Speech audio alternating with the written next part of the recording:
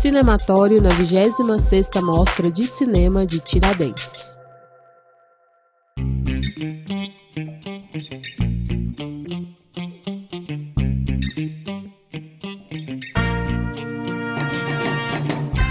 Olá pessoal, sejam bem-vindos, sejam bem-vindas à nossa série especial de podcasts da 26ª Mostra de Cinema de Tiradentes.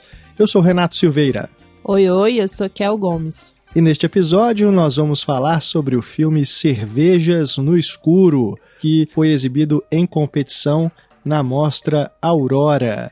A gente conversou com o diretor do filme, Thiago A. Neves. Cervejas no Escuro é uma produção da Paraíba e o Thiago contou pra gente como que se deu a realização do projeto, desde a sua concepção, as fases iniciais até a sua realização. Aqui é um papo para você se informar sobre esse processo todo, né, de filmagem, como que o filme saiu do papel, quando ele começou a ser desenvolvido e como que o Thiago, junto com a sua equipe, concluíram. Esse que é um filme bem independente, né, realizado ali com baixo orçamento e que trouxe um espírito de mutirão muito ligado à temática da mostra, não é, Kel? Fala um pouquinho pra gente sobre o que é o Cervejas no Escuro. Pois é, um filme ótimo que acompanha aí a protagonista Edna Maria, uma mulher que vive em Princesa Isabel, interior da Paraíba. Depois que o marido morre, ela resolve realizar um sonho que é fazer um filme, porque tem um festival de cinema na cidade e ela quer participar desse festival. Mas ela nunca fez um filme antes, também seus amigos, seus vizinhos, sua família também não. Mas ela resolve que é um sonho a se realizar e vai atrás dessa possibilidade. Então, o filme ele vai nos contar como esse filme da Edna Maria é realizado através ali, né, da colaboração dos amigos, de quem ela conhece ali, que mexe com algo parecido com cinema, né? Então, assim, é muito legal esse tema, né, de cinema mutirão. A gente vê muito ali no filme, porque é mesmo essa arte que se faz pela colaboração. E todas as pessoas que nunca tinham feito cinema antes, né? Então, além da metalinguagem, né, várias camadas de metalinguagem ali, tem essa questão, né, de uma comunidade que se mobiliza em torno do cinema e como que ela se transforma para que esse filme seja realizado, né? Exatamente, a Edna Maria que ganhou o troféu Helena Inês lá em Tiradentes. É um prêmio que é concedido pelo júri oficial ao destaque feminino do festival. A Edna Maria, que segundo o Thiago nos contou, e você vai saber dessa história daqui a pouquinho, é uma pessoa que também nunca tinha feito cinema, né? Então é a vida que acabou invadindo ali o que a gente vê no filme. Então é uma coisa que a gente até costuma ver muito em Tiradentes, né, Kel? Isso de não atores se transformarem em atores, né, se transformarem em protagonistas. Então tem essa proposta híbrida, né? O filme está inclusive descrito aqui na programação do festival como experimental. Tem, claro, sim, a experimentação, mas é um filme bem tranquilo de ver, né? Ele tem uma narrativa, então não se assustem, né, com esse gênero, né, entre aspas, experimental. Na verdade, é um filme bem de boa de ver. É a forma de realização dele e algumas questões narrativas que acabam colocando ele nessa categoria. E uma coisa legal de destacar também, Kel, queria que você comentasse sobre essa premiação do troféu Helena Inês para Edna Maria, é da importância de também termos no filme uma mulher que está numa idade que a gente não costuma ver, né, tendo esse protagonismo e essa agência de mobilizar toda essa equipe para fazer cinema, inclusive, né, fazer cinema do zero. Queria que você comentasse um pouquinho sobre isso, a importância, né, de termos essa personagem. O prêmio Helena Inês, ele premia uma mulher, né, uma profissional mulher que tenha se destacado, né, nos filmes.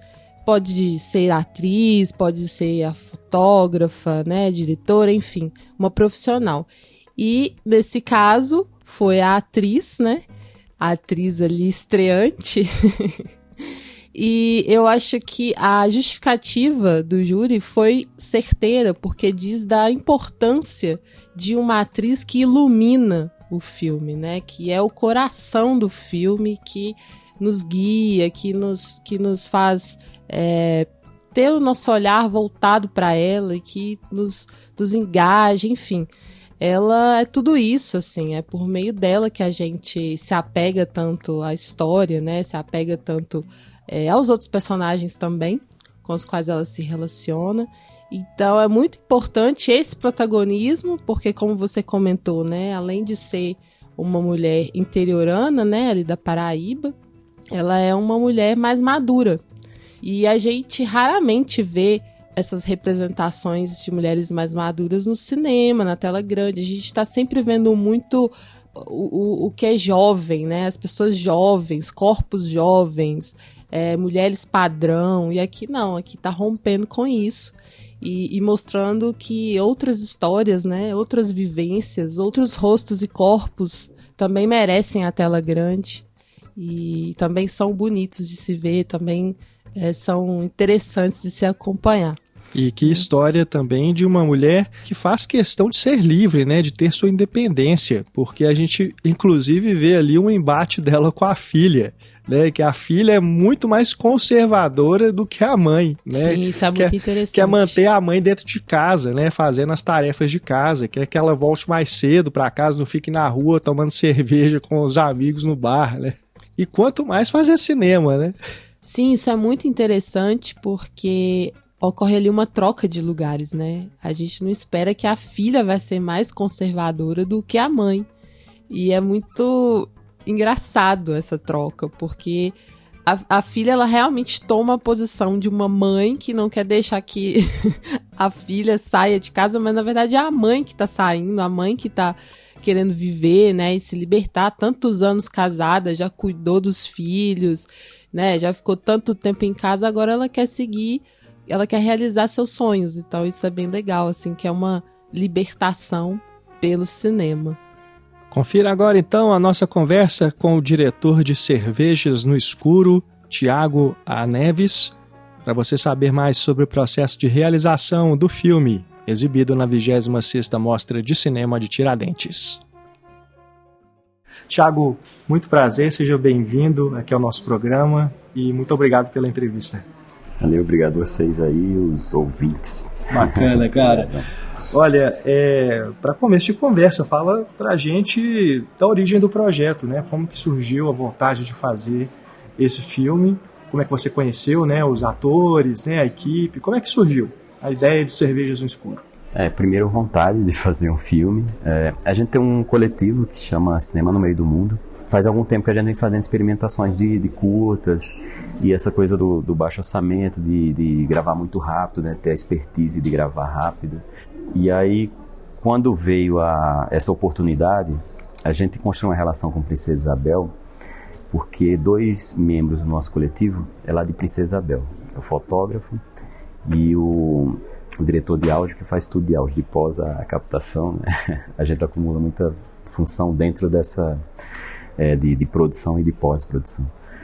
Então, eu sabia da história desses grupos, né, de Princesa Isabel, que é um grupo de cultura popular e um grupo de teatro amador, que eles, pela geografia de Princesa Isabel, e eu acho que deve muito a essa história de 30, que eu posso contar um pouquinho depois, Princesa Isabel ficou muito distante, assim, porque ela fica na ponta da Paraíba, né? Ela fica a mais de 400 quilômetros da capital, e fica mais próximo ali da ponta de Pernambuco, né? Uma região de divisa. A gente sabe que a região de divisa é muito... as coisas não chegam, né? Ou demoram a chegar. Então, a gente resolveu fazer parte, né? Fazer essa jornada. E lembrando que estava no período da pandemia, assim. E a gente estava muito com essa... Porque a gente teve, acho que, essa coisa do cinema interrompido na pandemia, e a gente sempre procurou algum jeito de fazer cinema, sempre foi, com a limitação é essa, né? Então a gente não podia se encontrar. Então a gente passou 3 meses online, a partir de um roteiro que eu já tinha. Era um roteiro que tinha uma estrutura mais convencional, começo, meio e fim, assim, bem...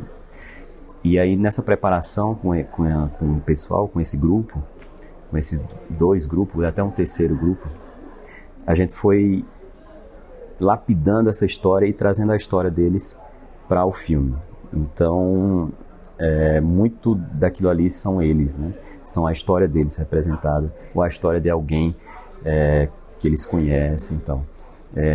E para mim também foi muito a questão, porque assim, eu sou paraibano, sou de Campina Grande, sou do interior, mas eu me criei no sertão, nessa área ali, Princesa Isabel, né? E me radiquei em São Paulo, 15 anos, e faz uns 6 anos, mais ou menos, que eu faço esse retorno para Paraíba. Entendi. Então, eu queria, né, conceber esse filme em São Paulo, em Diadema, num lugar que é muito, muito parecido, assim, com essa vontade de fazer cultura, mas sem recurso, né? Que faz parte da minha formação. Eu concebi lá com pessoas que eram reais, que estavam de alguma forma representadas ali no filme, seja a personalidade dela, né, ou alguma situação. E aí, não consegui fazer esse filme lá, e aí teve essa oportunidade, depois de algum tempo, de a gente implementar esse roteiro. Mas a gente adaptou tudo, né? O que sobrou foi esses arquétipos e essa estrutura narrativa, né, do filme, mas tudo foi adaptado a eles. Então esse roteiro, esse primeiro, tinha o núcleo era um pessoal jovem tentando fazer um filme, mas lá a gente descobriu Edna, que Edna, ela não é atriz no grupo dela, ela é a tia do grupo, é aquela mãe assim do grupo, né? Sim. Então ela, quando ela recebeu a notícia que ela ia ser protagonista do filme, assim, ela ficou muito feliz e perguntou para ela mesmo se ela era capaz de fazer isso e tal. Mas pela preparação, a gente ia introduzindo um método assim para eles, mesmo sem dizer essa palavra, né? Sim. Né? E aí quando chegou ela estava muito segura assim do que ela ia fazer. Inclusive eu acho que foi a formação dela assim, foi esse filme, porque a gente chegou mais pro final, Edna já estava explicando o método do jeito dela para o colega que tinha chegado ali para fazer a cena, assim, que ela conseguia até comunicar, né, porque eles são parceiros, assim, do que mais rápido do que a gente, assim. Então eu falei, nossa, a Edna já virou a diretora. Bem legal. Ou seja, acabou que a personagem... Isso, o filme é cheio disso. Tudo misturado, tudo metalinguagem para todo lugar nesse filme tem, assim. Conta a história da gente, do cinema, das nossas referências deles, é tudo misturado. Assim. Legal, cara. Nossa, não, e assistindo ao filme aqui em Tiradentes ontem, eu fiquei pensando... Cara, é como se tivessem, por exemplo, moradores aqui de Tiradentes que resolvessem fazer um filme para botar na competição da mostra. Exato. Sim. Né? Então tem essa camada também pra gente aqui, né? Que tá acompanhando a amostra, então ganha também esse significado, né? Esses festivais acontecem em várias cidades do país, né? No interior, então eu fico imaginando, pô, é uma forma de democratização também do cinema, né? Do fazer cinema. Então... eu achei muito legal a proposta assim, do filme de trazer isso, essa possibilidade de pessoas comuns que não têm a formação, né, estarem ali e ter a vontade de fazer, sabe? Independente do resultado, mas vamos fazer cinema. Eu achei isso muito massa, cara. Isso até tá no termo de como ele se refere ao festival de filmes, né? Até o jeito de falar, porque a gente não fala assim, né? É o jeito deles falar dessa forma, assim. E é uma coisa que eu queria que fosse assim, não queria que a gente botasse na boca do personagem a mostra de cinema ou festival de cinema. Não, como que você falaria isso aqui? E aí eles acharam o jeito deles de falarem isso, né? E você falou essa questão que é muito a ver com o que a gente está vivendo aqui, é que quando eu falei de Diadema, que esse filme foi concebido lá tem uma mostra de artes que é a mostra de todas as linguagens ali, e é muito efervescente, assim, a cena, né? Claro que durante anos teve altos e baixos ali, mas eu acho que o ABC também tem um muro que não sai ali para São Paulo, fica ali. Então, quando eu falei que faz parte da minha formação, lá tem uma mostra de artes, que geralmente ali no final do ano você produz coisas e exibe, né? exibe em várias linguagens, né? Teatro e cinema. E aí a gente, quando, né, começou a fazer cinema, as oficinas e tal, tinha uma coisa da mostra, que a mostra tinha um prêmio. Então a gente, vamos fazer filme para concorrer na mostra. Então a gente passava o ano pensando nessa mostra. Nada saía dali, eu acho que nem, até hoje não saiu, assim. Mas esse desafio que o filme brinca vem muito dessa experiência da gente lá em Diadema. Então. Bacana. Não, é maravilhoso, assim, essa ideia de uma comunidade, né? De uma comunidade que se une, se fortalece por meio do cinema, assim, é bem bacana. E que faz um reencontro com a própria história também. Eu queria que você comentasse um pouquinho pra gente como que você percebe, assim, já que é o primeiro filme de todo mundo, inclusive, né, do elenco, da Edna, que brilha em cena, assim, é muito uma luz, assim.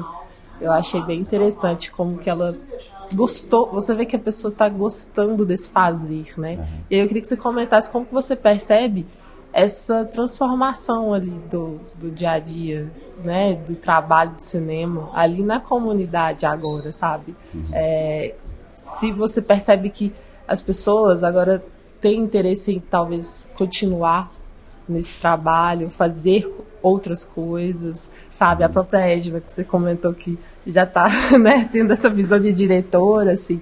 Então, de certa forma, você vê que o cinema, o fazer cinema, transforma essa visão da própria vida, assim, sabe?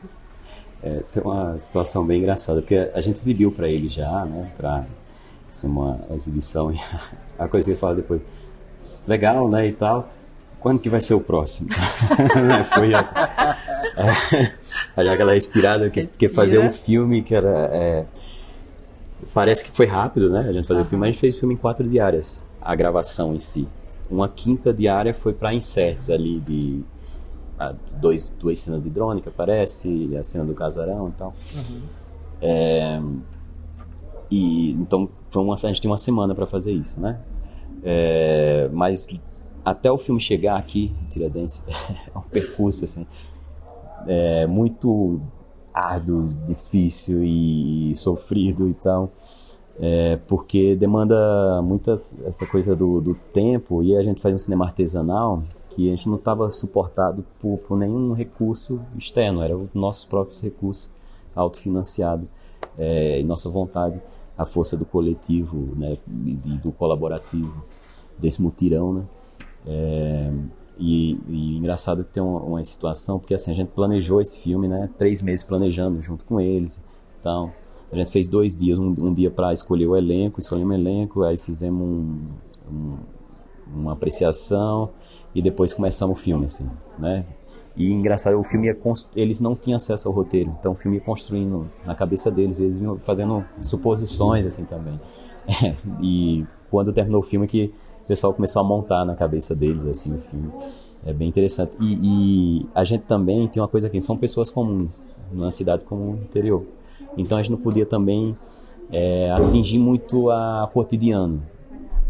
Isso por experiência. A gente, primeira diária, gravamos, tipo, de 7 horas até 2 da tarde, num sábado. Só que depois disso é meu hobby, eu vou tomar minha cerveja, não vou fazer um filme, assim. E o domingo, pior ainda, assim, a gente tinha achado que concentrado no final de semana as cenas mais difíceis, porque já final de semana todo mundo tem um tempo, ninguém trabalha, coisa do tipo. Mas não, assim, a gente não podia sair da rotina, ninguém trocaria seu hobby, seu lazer, para fazer o filme, assim. Era o contrário, a pessoa trocaria até o trabalho, mas não trocaria o filme, assim. Isso é engraçado. E é um pessoal que eles gostam muito de cultura, assim, independente. É porque essa coisa do cinema é muito, né, o equipamento, a técnica e tal, mas eles fazem experimentações, assim, com celular. Os filmes que passam na tela lá são filmes deles, eles que fizeram aqui. Assim. Até o do gatinho? Sim, eles fizeram, né, são vídeos que eles produzem lá. Tem uma cena de um trio meio teatral ali, que ela fala o negócio da igreja, sei lá o quê.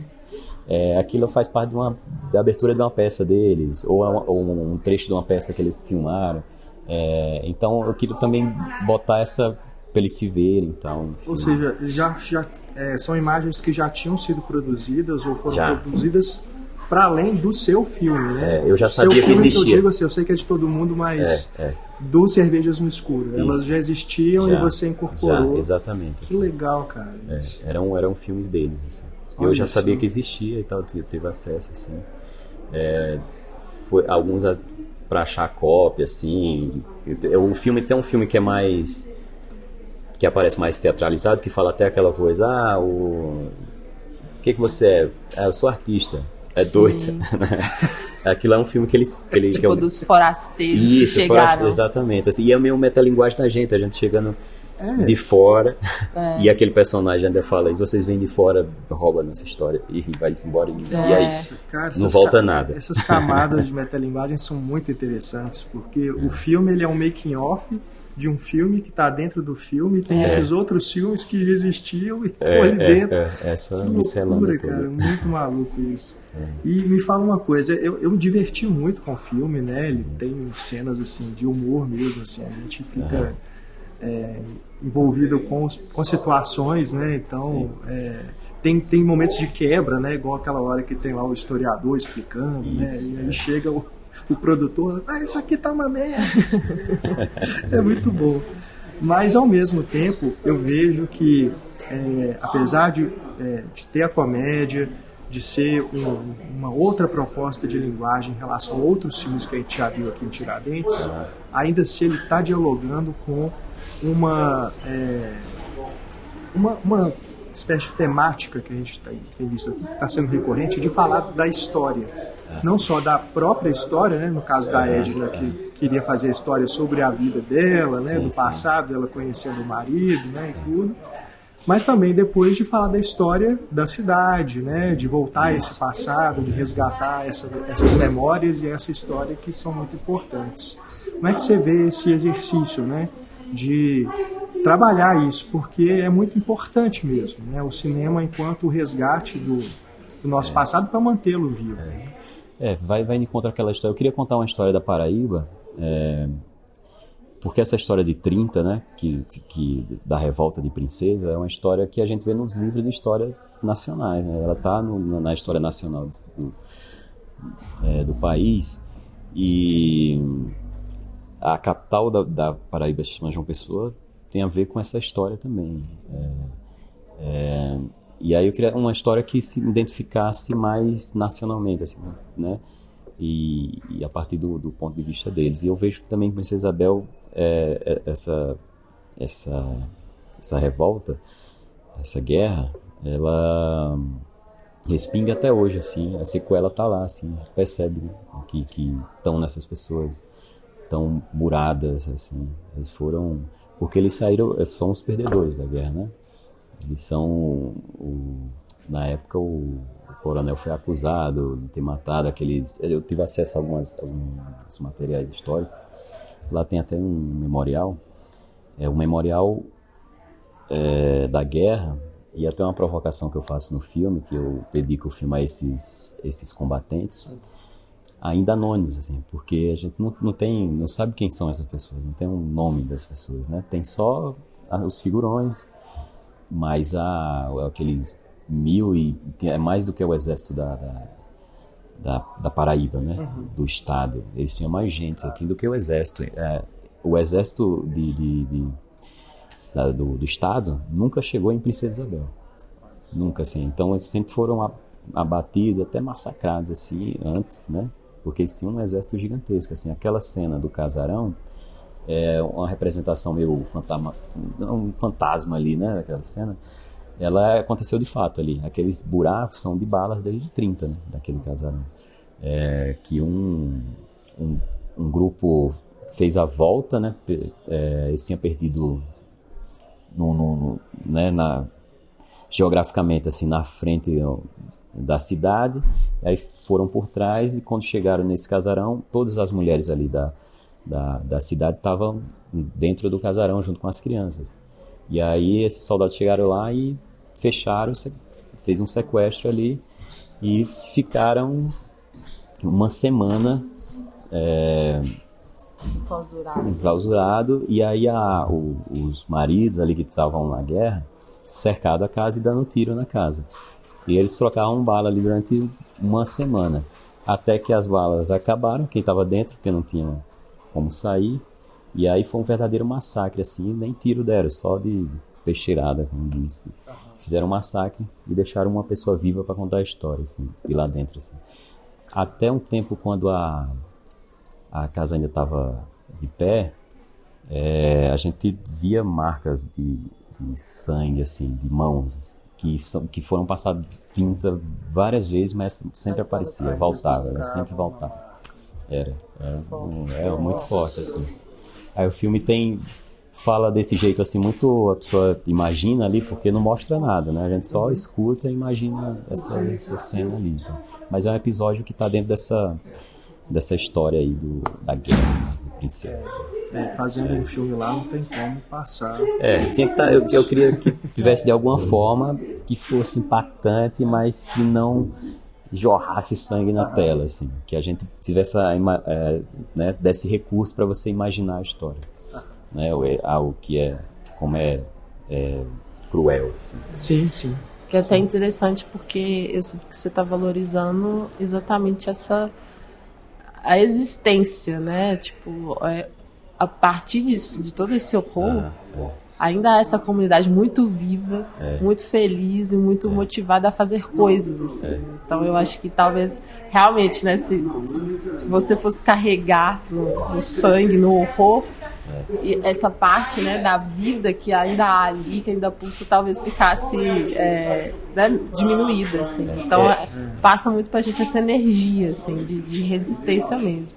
E eu queria que você comentasse também sobre as escolhas mais estéticas, assim, do filme, que eu achei bem interessante, né? As movimentações de câmera, como que você foi pensando sobre isso, se foi algo assim, né, que você já tinha mais desenhado, ou que foi sendo absorvido durante o processo mesmo, e até com as próprias pessoas que estavam colaborando no filme. A cena do bar é maravilhosa. Maravilhosa. Pode crer. Adoro o enquadramento, assim, né? Você tem a noção de como que isso é algo que a gente se identifica também, né? Quando você tá com seus amigos e sempre chega uma interferência. Total. O filme acho que tem... Bom, a gente sempre pensa eu penso na decupagem de todas as cenas e tal, mas tinha muita coisa que a gente tinha que se adaptar à realidade das locações também, assim. Então, às vezes aparecia coisa muito mais interessante, assim, do que eu tinha pensado. Porque as locações, eu conhecia algumas e coisas foram gravadas na casa do pessoal, ou do pessoal que trabalhou no filme. A gente, às vezes, dividia uma locação, aqui é a cozinha de fulano e aqui é a sala de fulano, de um personagem e outro, assim, no mesmo lugar. E tudo era muito perto, né? Então, o filme, eu acho que tem um monte de coisas de referência, assim, que parece que cada cena tem uma estética diferente, né? Ele vai para um lugar diferente, assim. E eu acho que vai muito meu olhar da montagem, assim, que não costumo dizer que tudo que eu escrevo ou dirijo ou produzo vem a partir do meu olhar da montagem, inclusive dirigindo, assim. Então, às vezes, eu lembro que Eric às vezes vinha falar comigo, eu tava meio assim, porque eu tava montando o filme. Aéreo, né? Porque já tava eu pensando. tava montando o filme, assim. E, por exemplo, a cena tava rolando, como às vezes tem uma cena de improviso ali, e eu achar o filete que me interessava ali. Então, a cena começa aqui, termina aqui.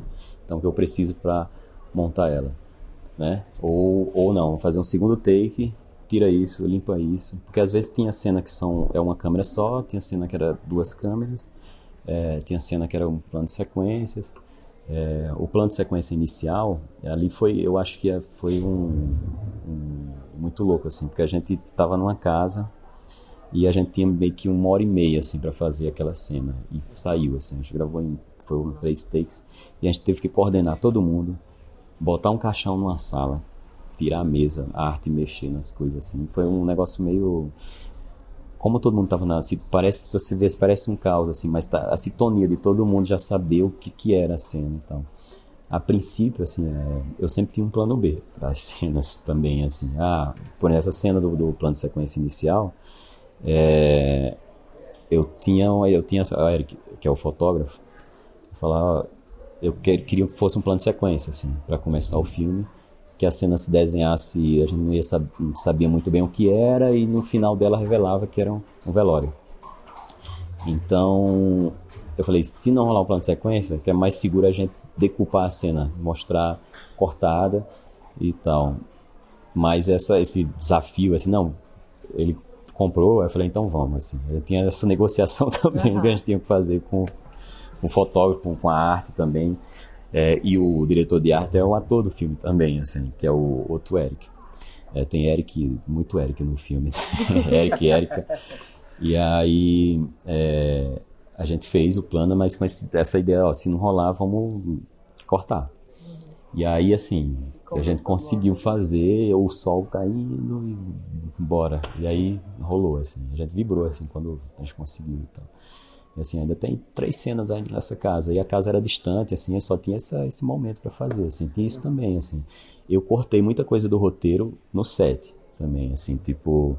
Não, essa cena aqui, ela já me deu a informação que eu ia dar na próxima cena, ela já deu nessa, o ator. Então, não preciso gravar isso aqui. Então, isso também, eu fui enxugando o roteiro durante a gravação. E com o tempo e tal. Eu ia ver que coisas que não era mais necessário, que já foi dito, eu já ia cortando, já ia editando o filme, sem ser gravado ainda. Mas fala um pouquinho da sua formação também. Você já realizou curtas, esse é o primeiro longa, você tem curtas antes? Tem. Eu passei em Tiradentes com um curta, a última vez que esteve presencial em Tiradentes, eu estava aqui com o filme Remoinho. Foi na Mostra Formação e tal. É um filme que depois daqui ele rodou legal, se passou em Gramado. Legal. Eu acho que foi o meu hit, assim, digamos, passou em vários festivais e tal. Eu tinha feito um curta antes, o Quitéria e tal, que também circulou legal, passou em Los Angeles. Eu nunca mando filme pra fora, assim, porque esses filmes são feitos com muito pouca grana, assim, a gente não tem esse recurso de botar pra fora, assim, mas... Internacionalizar, né? Exato. Que envolve muita coisa também, né? Muita coisa, não só a inscrição e tal, mas é uma estrutura mesmo, assim. O pouco que a gente tem, a gente produz os filmes, assim. Mais importante deixar o registro do que... Mas, lógico, é importante a gente foca quando o filme tá pronto, a carreira que o filme merece. Então, o filme tá pedindo isso, tem que fazer isso. Então, vamos fazer isso, assim. Mas eu faço curtas desde 2010, e todo ano eu fiz um curta, assim, filmes que passou na Mostra de Arte de Diadema, filmes que passou num festival, mas todo ano eu fiz experimentações, assim. Eu tenho um projeto que a gente desenvolveu num ciclo de um ano, que a gente chamava de cinema instantâneo. A gente fez 21 curtas-metragens no ano. Desses 21 eu dirigi e escrevi 6 filmes que eu nunca lancei, que eu não sei se eu vou lançar. Tem muito filme que está pronto, mas não sei se o timing ou onde encaixa. E quando eu te falei que fiz o Remoinho, ele apagou um monte de coisa antes, porque eu falei, se eu lançar isso aqui as pessoas vão prestar atenção. Aquele cara que fez o Remoinho tá fazendo isso.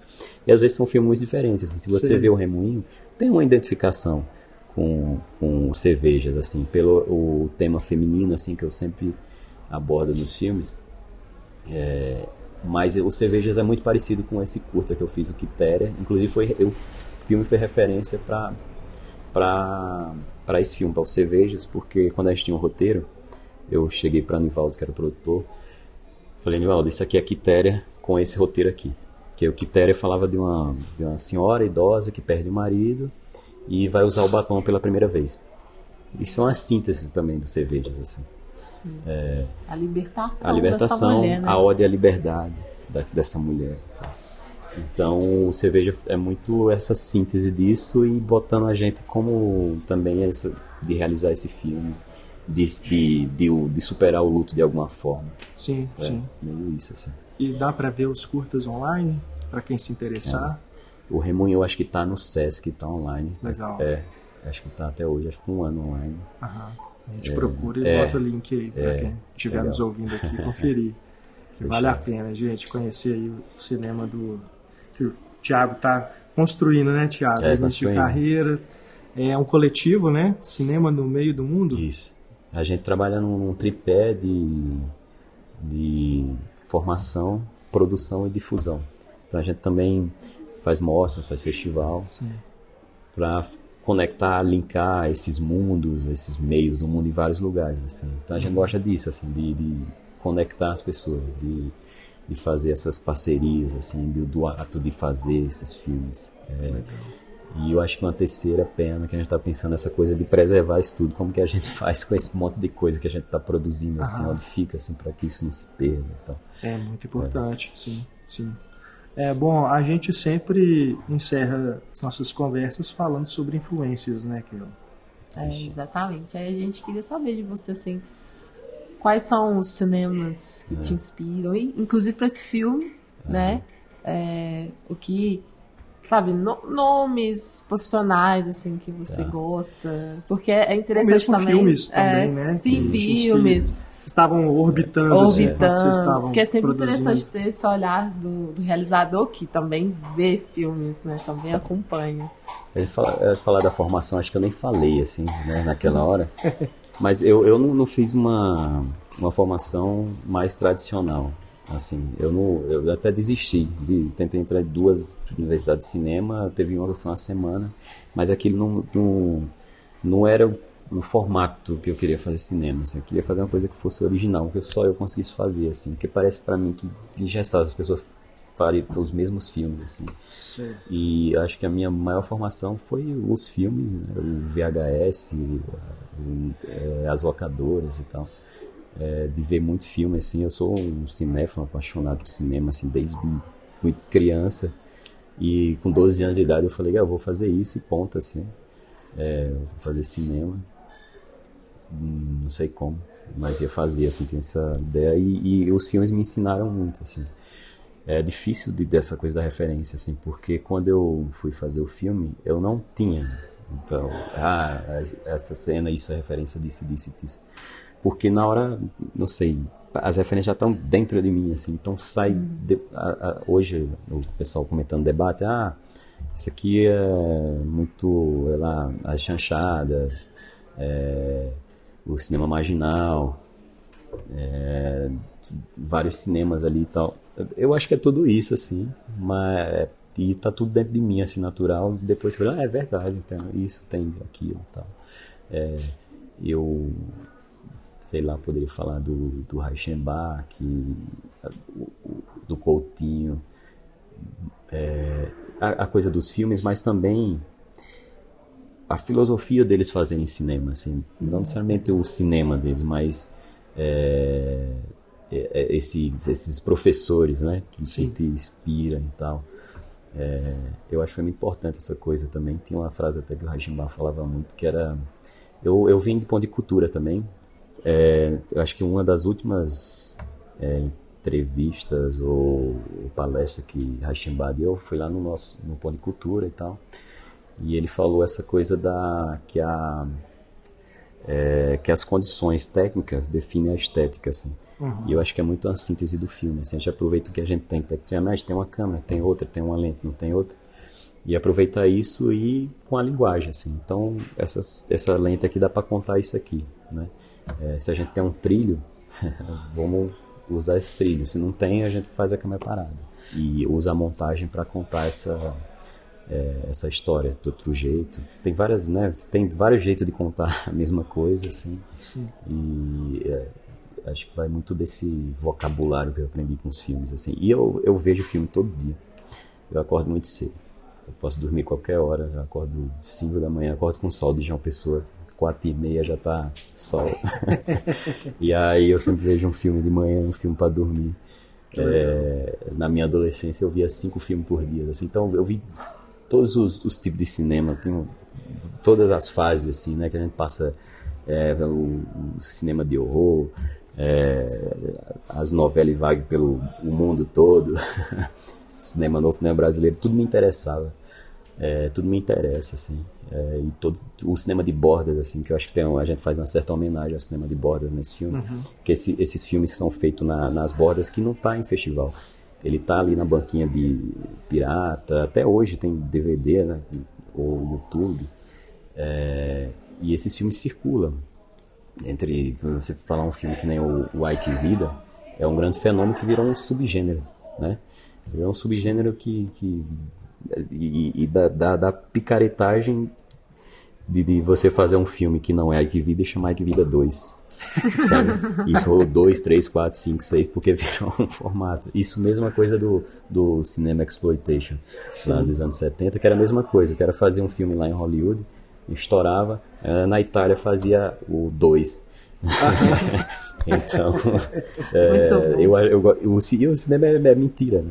Então essa coisa eu acho isso tudo me interessa, assim. Tudo me interessa, essa forma de fazer cinema, assim. Nossa, muito legal. E eu só sei falar disso. Falar de cinema, outra coisa. Não, a gente entende e se identifica. A gente também respira cinema, né, Kel? Thiago, muito obrigado pelo papo. Parabéns pelo filme. Sucesso aí na trajetória dele e também com os próximos projetos que vocês vierem a realizar. Deixa o contato, Instagram, não sei, site, para o pessoal acompanhar. Pode ser o Instagram, acha tudo lá. O Projeto Sim, que é o CIMM, né, Cinema no Meio do Mundo, acho que pode ser um canal. E o meu Instagram é thiagoa.neves, também acho fácil. Também esse Azinho é importante para se localizar. Eu acho que é isso. Vamos seguir, gente. Vamos acompanhar. Valeu. Obrigado, Thiago. Obrigado. Um abraço. Abraço.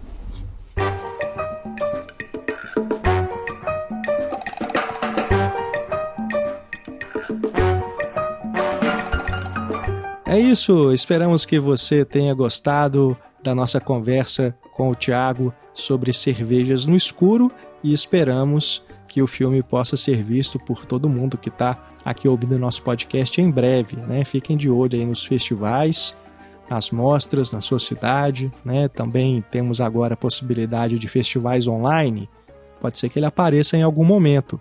E claro, né, a gente torce para que ele seja lançado comercialmente e todo mundo possa ter a chance de vê-lo aí a qualquer tempo, né? No cinema, em casa, mas que ele esteja disponível, que ganhe distribuição, né? Merece muito. Uma das boas descobertas da Mostra de Tiradentes agora em 2023, um dos filmes que eu mais gostei. Também é um dos filmes que eu mais gostei. Então, gente, se você quiser mandar um e-mail, é só enviar sua mensagem para contato@cinematório.com.br. E fica aqui também o convite para você acompanhar os outros programas da nossa série de podcasts sobre a Mostra de Cinema de Tiradentes, tá bom? Um beijo, até a próxima. Grande abraço, pessoal. Até mais. Tchau.